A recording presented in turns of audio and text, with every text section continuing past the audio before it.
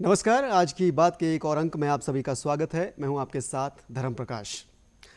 भारत सरकार द्वारा digital India मुहिम के तहत तमाम जो सार्वजनिक क्षेत्र की सुविधाएं हैं, सरकारी सुविधाएं हैं, गवर्नमेंट फैसिलिटीज़ हैं, उन्हें अब ऑनलाइन किया जा रहा है। ऑनलाइन मंच इन तमाम फैसिलिटीज़ को प्रदान किया जा रहा है, जिससे आम लोगों को भी, लाभार्थियों को भी काफ़ी सुविधाएं इससे मिल रही हैं।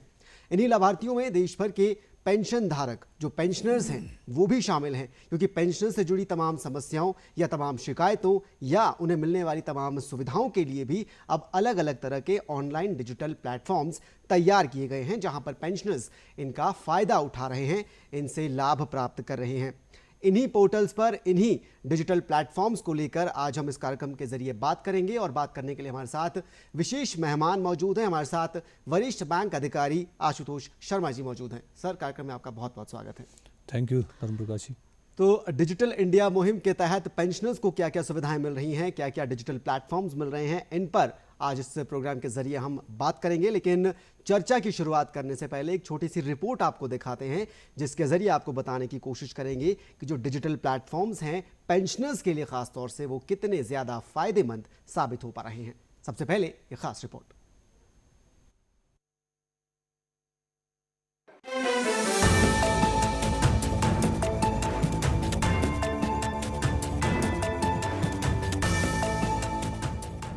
दशकों तक देश की सेवा करने के बाद जब जीवन ढलान पर आता है तो हर व्यक्ति को चाहिए सम्मान, सुरक्षा और सुकून। सरकार ने पेंशन धारकों की इन्हीं जरूरतों को समझते हुए साल 2022 में pension sanction and payment tracking system यानी भविष्य पोर्टल की शुरुआत की थी।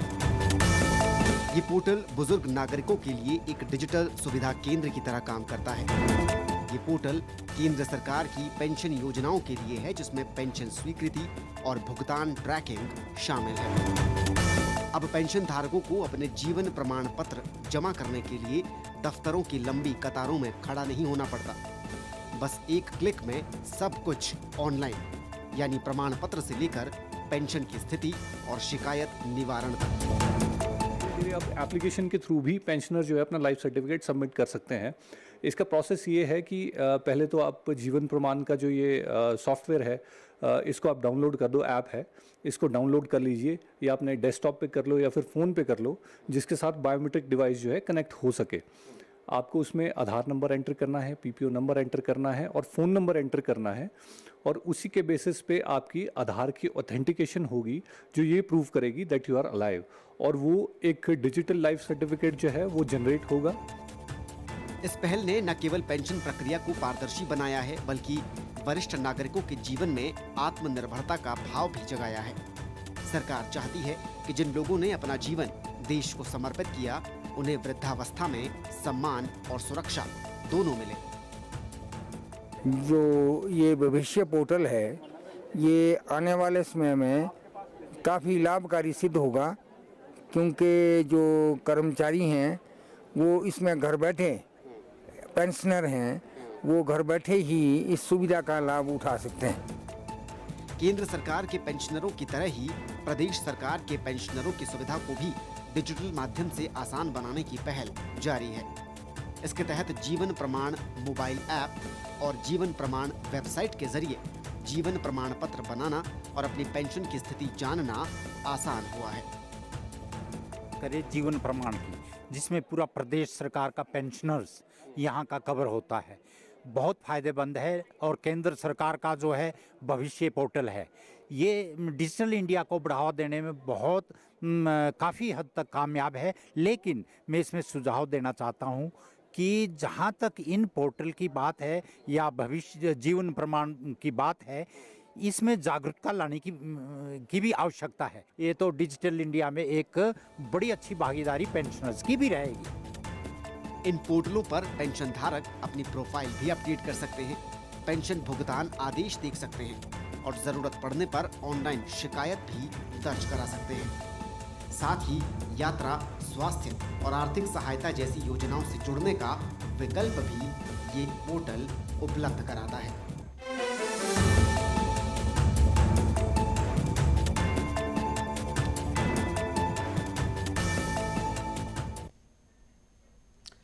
तो भविष्य पोर्टल और जीवन प्रमाण पोर्टल के अलावा भी बहुत सारे ऐसे प्लेटफॉर्म्स हैं जो पेंशन धारकों के लिए फ़ायदेमंद साबित हो रहे हैं।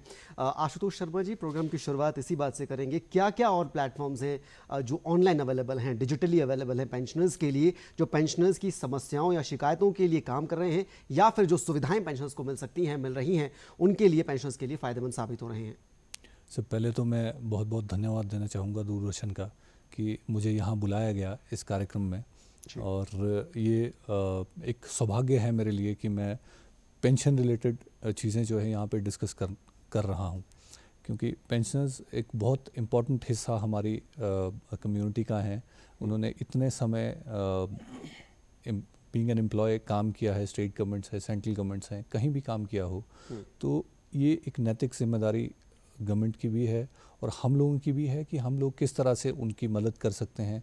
या फिर गवर्नमेंट तो इनिशिएटिव्स इस तरह के ला ही रही है, डिजिटल प्लेटफॉर्म्स वाली जैसी बात आप कर रहे हैं, तो थोड़ा सा मैं इस पे बताना चाहूँगा। शुरू करते हैं, पहले पेंशन से ही शुरू कर लेते हैं कि कहाँ से बेसिकली शुरुआत होती है।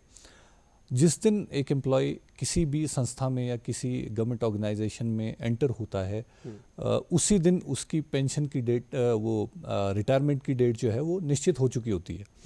सेंट्रल गवर्नमेंट के जो हमारे पेंशनर्स हैं, इनके लिए 60 इयर्स का क्लॉज रखा गया है। एंड द डे जिस मंथ में उनका बर्थ होता है, उसका last day of that month is being considered as the retirement age, जब वो 60 years के हो जाएंगे in case of central government pensioners. तो डिजिटल प्लेटफॉर्म्स की अगर हम लोग बात करें तो सबसे पहला इनिशिएटिव जो सेंट्रल गवर्नमेंट ने जो लिया है वो भविष्य पोर्टल का हम लोग काफ़ी सुन रहे हैं आजकल और देख भी रहे हैं, तो थोड़ा सा इस बारे में डिस्कस कर लेते हैं। भविष्य पोर्टल जो हमारा पोर्टल है, ये सेंट्रल गवर्नमेंट का एक ऐसा पोर्टल है जो आपके रिटायरमेंट से 1 साल पहले ही काम शुरू होना इसमें चालू हो जाता है। जब भी जो आपके रिटायरमेंट डेट है उससे 1 साल पहले आपके हेड ऑफ द डिपार्टमेंट या हेड ऑफ ऑफिस जो भी हैं वो इस पे काम शुरू कर देंगे और विद इन 1 ईयर वो सारी प्रोसेस जो है पेंशन रिलेटेड है या फिर ग्रेच्युटी रिलेटेड है या आपकी लीव इनकैशमेंट है, ये सारी चीज़ें जो है वो भविष्य पोर्टल के थ्रू आप लोग खुद ही ऑनलाइन एंटर करेंगे। और अच्छी बात ये है कि गवर्नमेंट ने बेसिकली इसका एक टाइमलाइन फिक्स किया हुआ है कि आपको इस टाइमलाइन के अंदर ये काम करना है, इतने टाइमलाइन में ये काम करना है। ये पूरा 1 साल का, 1 से 1.5 साल का टेन्योर है इस पूरे पोर्टल में, जो आपकी पेंशन रिलेटेड जितनी भी एक्टिविटीज़ हैं, आपको पेंशन कितनी मिलनी है, उसका चार्ट क्या रहेगा, या आपकी बेसिक अभी कितनी है और आगे कितनी रहेगी, डीए कितना, वो तो डीए तो खैर डिसाइड होता है, सेंट्रल गवर्नमेंट अपने टाइम टू टाइम वो डिसाइड करती है। तो ये सारी चीज़ें भविष्य पोर्टल पे आपको खुद एंटर करनी है और ये फिर वेरिफिकेशन होती है। अल्टीमेटली 1 साल बाद जब आप सेंट्रल गवर्नमेंट के पेंशन जो रिटायर होंगे उनको ये पता होगा कि उनकी पेंशन कितनी आनी है, और सबसे अच्छी बात ये कि उसी दिन उनको पेंशन पेमेंट ऑर्डर जो पीपीओ हम लोग बोलते हैं वो वहाँ हेड ऑफ द ऑफिस जो है वो उनको हैंड ओवर करेंगे at the date of retirement. तो ये तो भविष्य पोर्टल की बात हुई। काफ़ी एक अच्छा पोर्टल है क्योंकि पहले मैनुअल प्रोसेस में डिलेज काफ़ी थे। इसमें क्या है, इसमें अकाउंटेबिलिटी भी है कि अगर आप इतने टाइम के अंदर ये चीज़ फिनिश नहीं कर रहे हो, जिसका भी वो काम है, जो टाइमलाइन जिस चीज़ के लिए दिया गया है कि आपने ग्रेच्युटी की पेमेंट इतने टाइम में आपने डिफाइन की हुई है, या फिर आपको पेंशन रिलेटेड जो भी ऑनलाइन में जो भी आपने इन्फॉर्मेशन जो पुट इन करनी है, तो उसके लिए एक टाइमलाइन फिक्स किया गया है। और स्पेसिफिकली अकाउंटेबिलिटी इस चीज़ की है कि आप लोग उस टाइम फ्रेम में उस काम को ख़त्म करो। ठीक है, तो ये एकमात्र पोर्टल ओवरऑल है या और भी? ये सेंट्रल गवर्नमेंट के लिए, सेंट्रल गवर्नमेंट पेंशनर्स के लिए ये पोर्टल है। और ये भी आपको बता दूं कि ये पेंशन की जो स्कीम है ये सिर्फ उन्हीं पेंशनर्स के लिए हैं जो सेंट्रल गवर्नमेंट के सर्विस में 1/1/2004 से पहले के लोग हैं। उन्हीं के लिए ये ओल्ड पेंशन वाला जो सिस्टम है ये भविष्य पोर्टल में है, क्योंकि उसके बाद से एनपीएस आप लोगों को ऑब्वियसली पता ही है कि न्यू पेंशन सिस्टम जो है वो लागू कर दिया गया था। दूसरा अब पोर्टल आता है, एक स्पर्श करके पोर्टल है। ये स्पेसिफिकली हमारे जो डिफेंस के पेंशनर्स हैं उनके लिए डिज़ाइन किया गया है। पहले क्या होता था कि पहले जो आपके CPAOs है, सेंट्रल पेमेंट अकाउंटिंग ऑफिस जो है, उनकी तरफ से PPOs जाते थे बैंक्स में, और फिर बैंक्स अपने CPPC जो सेंट्रल पेंशन प्रोसेसिंग सेंटर्स जो हैं वहाँ पे इन PPOs को भेजती थी। फिर वो ऑनलाइन वहाँ पे करते थे, तो काफ़ी एक टायरसम प्रोसेस ये रहता था। तो इस चीज़ को ख़त्म करके अब एक अलग से एक पोर्टल गवर्नमेंट ने डिवाइस किया है, स्पर्श for defence pensioners, specifically defence pensioners के लिए है। और आपकी जो भी पेंशन रिलेटेड क्वेरीज हैं या फिर कुछ भी है, आपके PPOs है या फिर जो आपकी एडिशनल जो बेनिफिट्स आपको मिलने हैं, वो सारा स्पर्श पे आपको ऑनलाइन अवेलेबल है। इसकी यूज़र ID और पासवर्ड्स ये रिस्पेक्टिव पेंशनर्स को मोबाइल पे चले गए हैं ऑलरेडी। ठीक है। जो ये ऑनलाइन पोर्टल्स होते हैं, इनमें जैसे जीवन प्रमाण पत्र की अगर हम बात कर लें, वेरिफिकेशन को लेकर अक्सर यूजर्स को कुछ दिक्कतें कई बार आती हैं, चाहे वो फेस रिकग्निशन को लेकर हो या फिर फिंगरप्रिंट्स को लेकर हो, रेटिना स्कैन को लेकर हो। ऑन देयर ओन खुद कई बार दिक्कत का सामना उन्हें करना पड़ता है। तो कुछ समाधान इसको लेकर दिए गए हैं या कुछ प्रिकॉशंस जो आप बताना चाहते हैं कि पेंशनर्स इन चीज़ों को अपनाकर इस तरह की प्रॉब्लम से पार पा सकते हैं? सर, जीवन प्रमाण आपने एक बहुत बढ़िया एक पोर्टल की बात की है। नवंबर का मंथ चल रहा है और सेंट्रल गवर्नमेंट के जो एम्प्लॉयज़ हैं, जो पेंशनर्स हैं, इनके लिए नवंबर के मंथ में लाइफ सर्टिफिकेट सबमिट करना एक मैंडेटरी चीज़ है। तभी इनकी पेंशन जो है वो कंटिन्यू कर पाएगी। अगर ये लाइफ सर्टिफिकेट अपना नहीं डिपॉजिट करते तो पेंशन जो है फॉर दैट टाइम वो रुक जाती है जब तक लाइफ सर्टिफिकेट सबमिट नहीं होता। पेंशन डिसबर्सिंग एजेंसी के पास, वो बैंक्स भी हो सकते हैं, पोस्ट ऑफिस भी होते हैं कुछ जगह पे। तो इसमें क्या था कि पहले काफ़ी एक टायरसम प्रोसेस ये भी रहा है, लाइफ सर्टिफिकेट जो सबमिट करने होते थे, क्योंकि लोगों को लाइनों में खड़े होना पड़ता था, क्योंकि नवंबर का मंथ होता था। सारे पेंशनर्स, अब ऐसा तो नहीं है कि जहां वो काम कर रहे हैं या जिस बैंक में उनके अकाउंट रहे होंगे, पेंशन डिसबर्सिंग तो वही रहेंगे, क्योंकि at the time of retirement वो ये ऑप्शन देते हैं कि किस बैंक में उनकी पेंशन जानी चाहिए और कौन से अकाउंट में जानी चाहिए। वो सारी डिटेल्स ली जाती है at the time of retirement, जब उनका PPO बनता है। पहले मैनुअल बनते थे तो वो अकाउंट्स जो हैं मैनुअली दिए जाते थे। तो उस टाइम क्या होता था कि हर पेंशनर को नवंबर के महीने में बैंक्स में, जो उनका पेंशन डिसबर्सिंग एजेंसी जो भी है, बैंक है या पोस्ट ऑफिस है, वहाँ पे फिजिकली प्रेजेंट होके लाइफ सर्टिफिकेट जो है वो डिपॉजिट करने होते थे। या फिर एक ऑप्शन ये थी कि आप किसी गेजेटेड ऑफिसर से वो लाइफ सर्टिफिकेट का जो फॉर्मेट है उसको अटेस्ट करवा के आप लोग वेरीफाई करवा के ब्रांच में या बैंक में जहाँ भी डिपॉजिट करवा दीजिए, तो आपकी पेंशन जो है वो कंटिन्यू रहेगी। 2014 शायद नवंबर की बात है ये कि गवर्नमेंट ने इसमें एक ऐसा चेंज लाया कि डिजिटल लाइफ सर्टिफिकेट जो है वो इंट्रोड्यूस किया गया। इसमें ये था कि आप फिंगरप्रिंट स्कैनिंग या आधार जो आपका नंबर था उसके बेसिस पे आप फिंगरप्रिंट स्कैन कहीं से भी कर लो, किसी भी बैंक ब्रांच से। तब ये चीज़ आपकी जीवन प्रमाण वाली जो ये एप्लीकेशन अभी लेटेस्ट आई है, थोड़ा समय हो गया है, ये तब नहीं थी क्योंकि शुरुआती चरण था उस चीज़ का। तो जो डिजिटल लाइफ सर्टिफिकेट जो गवर्नमेंट ने शुरू किया था, उसमें क्या था कि बैंक्स और पोस्ट ऑफिस को ये जिम्मेदारी दी गई थी कि आप लोग आधार एनेबल्ड जो है इस तरह के लाइफ सर्टिफिकेट आप लोग डिजिटली जो है पेंशनर्स के लें। उसमें पेंशनर्स को ये सुविधा हुई कि वो अपने घर पे जहाँ भी वो रह रहे हैं, मान लीजिए कोई आदमी शिमला से रिटायर हुआ है, वो कांगड़ा अपने घर में रह रहा है या फिर कोई रामपुर में रह रहा है, कोई किन्नौर में रह रहा है, तो कोई भी आसपास की ब्रांच जहाँ पे ऑब्वियसली हर ब्रांच में ये चीज़ इम्प्लीमेंट हो चुकी थी। तो किसी भी ब्रांच में, किसी भी बैंक की ब्रांच में अगर आप वहाँ चले जाएंगे और उनको कहेंगे कि डिजिटल लाइफ सर्टिफिकेट हम लोगों को सबमिट करना है, तो वहाँ वो जो बैंक ऑफिसर्स हैं या जो भी स्टाफ है ऑफिशियल इस चीज़ के लिए जो मतलब बैंक ने जो ऑथेंटिकेट किए थे, उनको ये कहा गया था कि हर पेंशनर को आप लोगों ने इसमें सहूलियत देनी है और लाइफ सर्टिफिकेट डिपॉजिट करना है। तो इसका प्रोसेस ये रहता था कि आप डिजिटली लाइफ सर्टिफिकेट आपका जब फिंगरप्रिंट ऑथेंटिकेट हो गया, वो एक डिपॉजिटरी में ऐड हो जाता था। बैंक्स अपने आप उस डिपॉजिटरी से वो लाइफ सर्टिफिकेट अपने सिस्टम के साथ इंटीग्रेट करते थे और पेंशन जो है वो एज इट इज़ चलती रहती थी और इसमें कोई दिक्कत नहीं आती थी।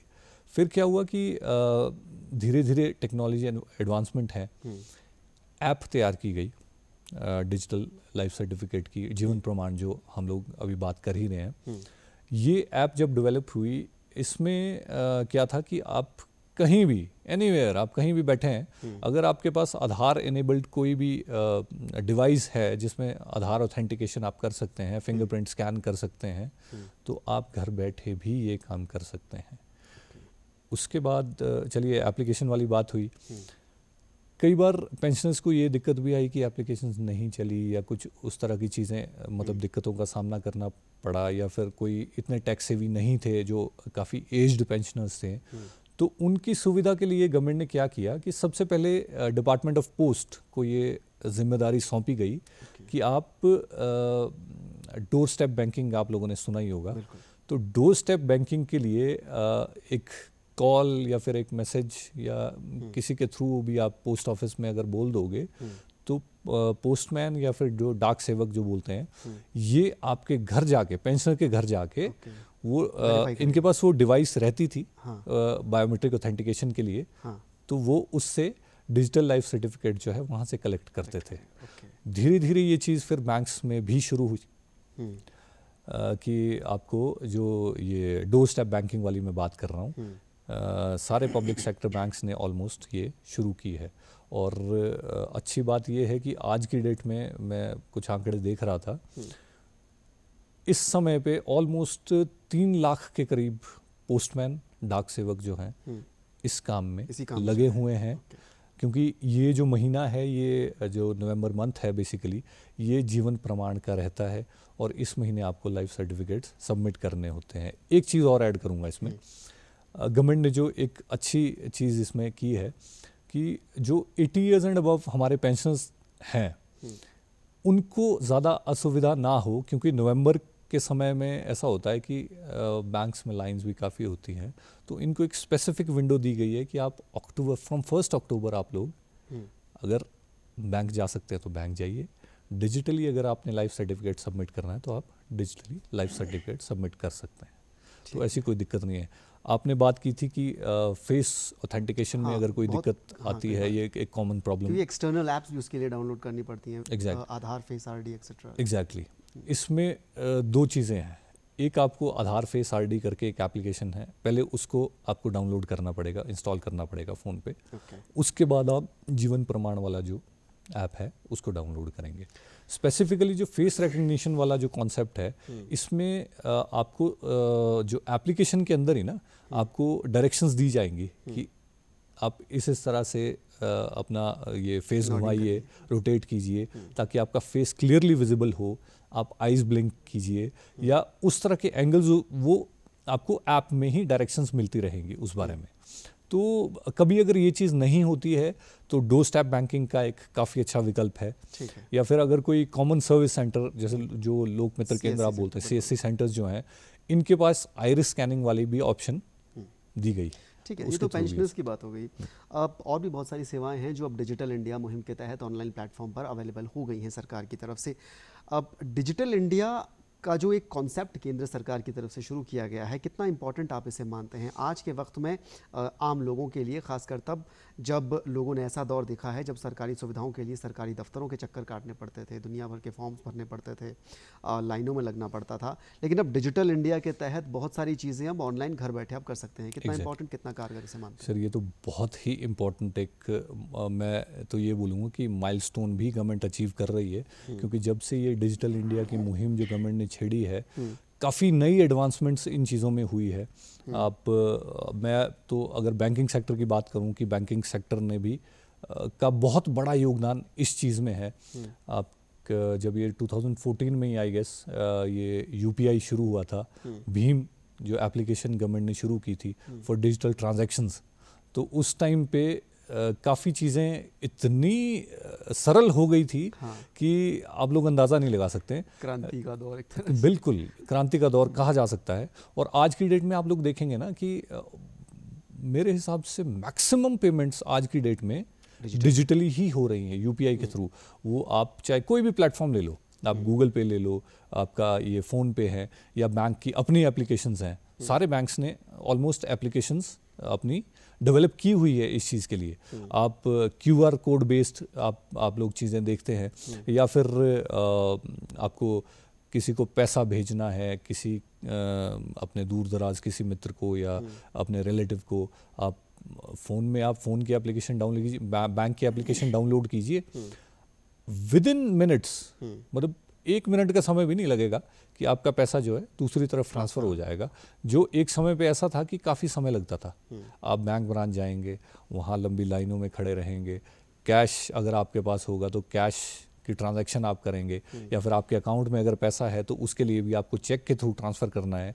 यहाँ तो ये चीज़ है कि आप घर बैठे ही मैक्सिमम चीज़ें जो है घर बैठे ही आप लोग कर सकते हैं। एग्जैक्टली। आप थोड़ा सा प्रिसाइजली आखिर में आपसे जानना चाहेंगे, पेंशनर्स की अगर बात करें, पेंशन प्लेटफॉर्म्स की बात करें, राज्य के संदर्भ में और केंद्र के संदर्भ में जो ज़रूरी औपचारिकताएं रहती हैं, क्या कोई उनमें डिफरेंस है, कोई भिन्नता है, या फिर वो एक समान है? अगर जीवन प्रमाण पत्र, सर्टिफिकेट बनवाने की अगर बात करें, या दूसरी ऐसी चीज़ें जिनमें आपको लगता है कि फॉर्मेलिटीज़ पूरी करनी पड़ती हैं, स्टेट पेंशनर्स और सेंटर के पेंशनर्स के लिए एक जैसी औपचारिकताएं या कोई डिफरेंस इसमें है? औपचारिकताएं तो मोस्टली सेम ही है, इतना कोई डिफरेंस नहीं है। सिर्फ मेन डिफरेंस आज की डेट में ये है कि सेंटर में आपका एनपीएस और यूपीएस 2 पेंशन सिस्टम है।